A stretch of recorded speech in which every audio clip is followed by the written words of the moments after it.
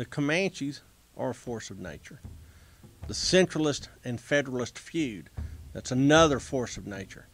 Agitation of American immigrants to Texas and the local Tejano population and the military garrisons placed among them, that's another force of nature. There's a lot of swirling storms that are gathering around.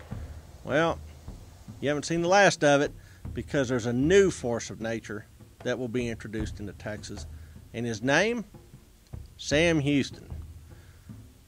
Let's do a little bit of a background on this guy because he is going to become the key player in the Texas story going forward.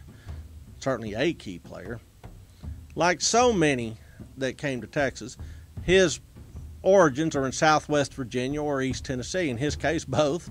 Born in Southwest Virginia, grows up in East Tennessee, and he's a teenager among the Cherokee and gains friends and understands their life ways and kind of considers himself Cherokee, and the Cherokees adopt him into their tribe. They're very accepting people, and Sam Houston fit right in.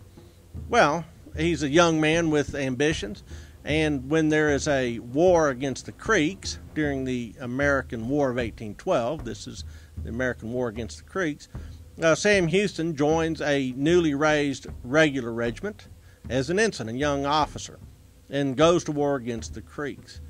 There's also Cherokees that accompany the army that goes against the Creeks, but the overall commander is Andrew Jackson.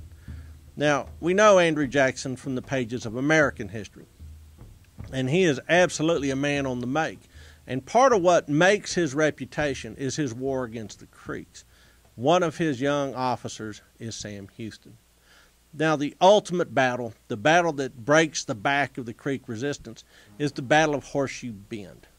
And in this particular fight, the Creeks essentially fortify a bend in the river by building a palisade, a barricade across the neck of this bend, and then putting all their canoes on the riverside of this river so that they could escape if necessary. Well, there's really no way to get at the Indian encampment except by a technique best described as hey diddle diddle, straight up the middle. And so that's what the American troops do. They do a full frontal assault on that Indian fortification. Who is foremost in this assault?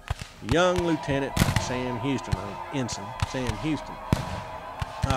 He is literally on top of the barricade. And when his men can't get over it, he's grabbing them by the pack straps and the cartridge box straps and the belts and throwing them literally at the Creeks. But he's also a very conspicuous target. And he takes 3 grievous wounds. One of them nearly kills him as a bullet in the shoulder, and one that nearly ruins him is an arrow in his, well, groinal region. We'll just put it at that. A wound that would frighten any man. So Sam Houston, at the end of the Battle of Horseshoe Bend, is laid up. He's got blood coming from several wounds. He looks like a goner.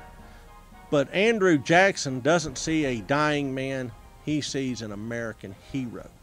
And from that point on, there's a relationship between these two men.